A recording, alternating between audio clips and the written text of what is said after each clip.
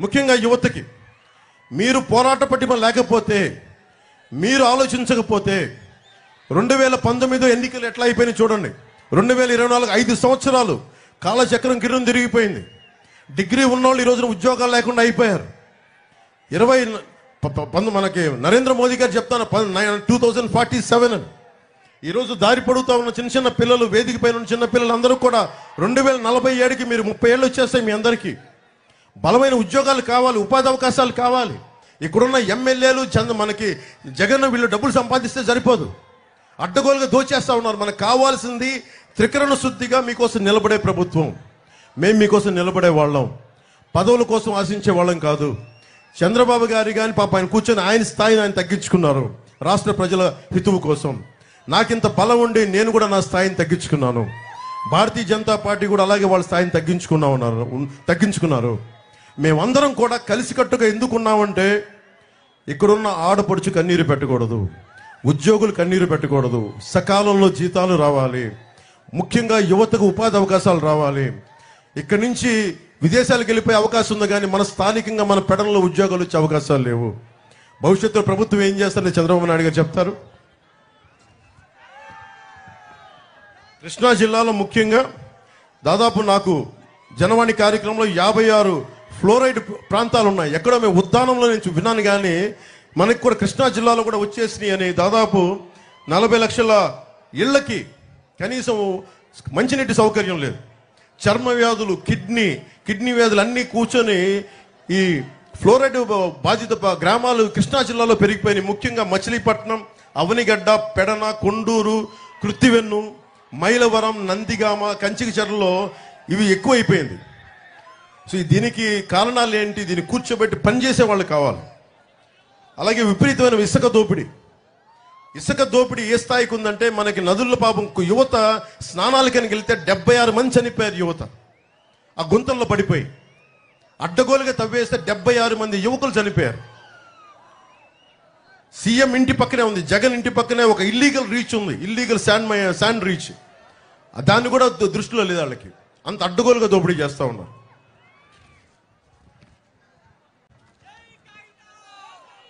అలాగే contributory pension scheme గురించి ముఖ్యంగా ఉద్యోగులకి సంవత్సరం లోపు ప్రతి సమస్య మీద మేము సభల్లో దీని మీద డిబేట్ పెడతాం.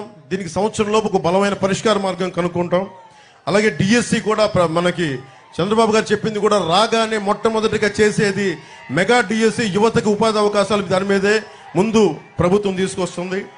అలాగే టీచర్లకు కూడా సారా వ్యాపారాల దగ్గర, మనకి సారా షాపుల దగ్గర కూర్చోబెట్టి టీచర్లని మేము అవమానపరచాం.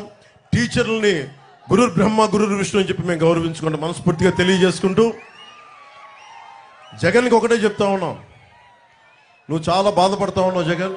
నాకు ప్రత్యేకించి నా మీద నీకు చాలా కోపం పెరిగిపోతా ఉంది, నాకు తెలుస్తూ ఉంది. నీ కోపానికి కారణం నువ్వు ఓడిపోతున్నావు నీకు బలంగా తెలుసు. మా ప్రభుత్వం వస్తుందని తెలుసు. వచ్చాక ఒక్కొక్క రౌడీ, వైసీపీ రౌడీ ఎమ్మెల్యే మాజీ ఎమ్మెల్యేలు అవుతారు. కాబట్టి యువతని, మహిళల్ని అడ్డగోలుగా మీరు ప్రజా సంపదను ఎలా దోచారు, మనకి ప్రకృతి వనరులను ఎలా దోచారు, మీ అందరినీ ప్రత్యేకించి మీకు శిక్ష పడేలా చేస్తామని మనస్ఫూర్తిగా తెలియజేసుకుంటూ, పెడన నియోజకవర్గ ప్రజలందరికీ, అన్నదమ్ములందరికీ, ఆడపడుచులు ప్రతి ఒక్కరికి కూడా మేము మీకు అండగా ఉంటాం. మా కూటమిని గెలిపించని మనస్ఫూర్తిగా కోరుకుంటున్నాం.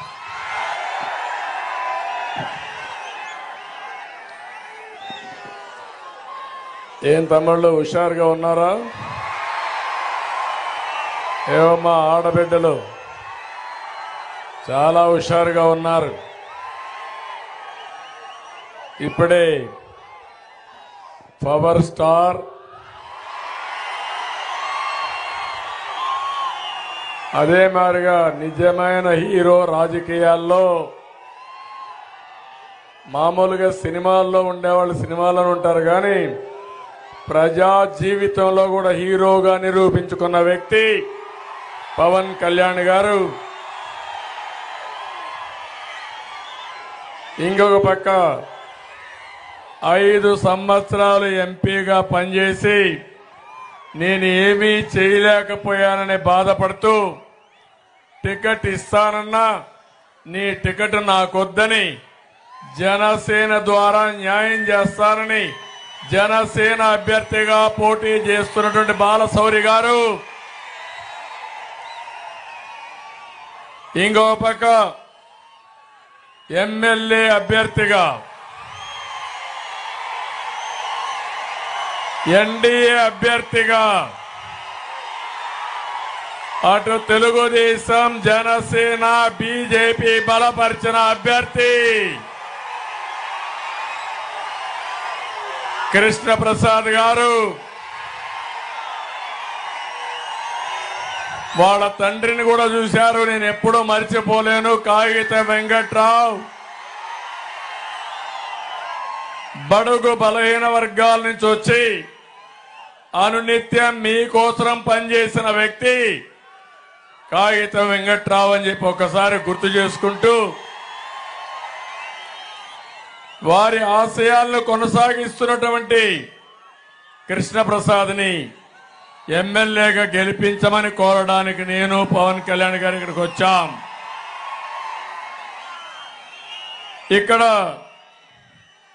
తెలుగుదేశం పార్టీ అధ్యక్షుడు నారాయణరావు గారు స్ఫూర్తి అంటే పొత్తుల ధర్మంలో మేము ఒక నిర్ణయం తీసుకున్నాం, బాలశౌరికి ఇవ్వాలి, ఈ సీటు జనసేనకు వస్తున్న నిర్ణయం తీసుకుంటే ఒక్క మాట మాట్లాడకుండా ఈ కూటమిని గెలిపించడానికి పనిచేస్తున్నటువంటి కొనకళ్ళ నారాయణరావు గారు, ఇంకో పక్క ఇక్కడ వేదవ్యాస గారు ఉన్నారు. సుదీర్ఘ రాజకీయ అనుభవం ఉండే కుటుంబం ఆ కుటుంబం. 78లో వాళ్ళ తండ్రి అయితే నాతో కూడా ఎమ్మెల్యేగా పనిచేశాడు అసెంబ్లీలో. అలాంటి కుటుంబం. ఈ పొత్తుల్లో వారిని కూడా మేము అకామిడేట్ చేసుకోలేకపోయినా స్వచ్ఛందంగా ముందుకొచ్చి పర్వాలేదు, రాష్ట్రం కోసం నేను త్యాగం చేస్తాను, వచ్చిన తర్వాత మా కుటుంబాన్ని కూడా గౌరవించమంటే గౌరవించే బాధ్యత మాదని వారికి కూడా హామీ ఇస్తున్నా.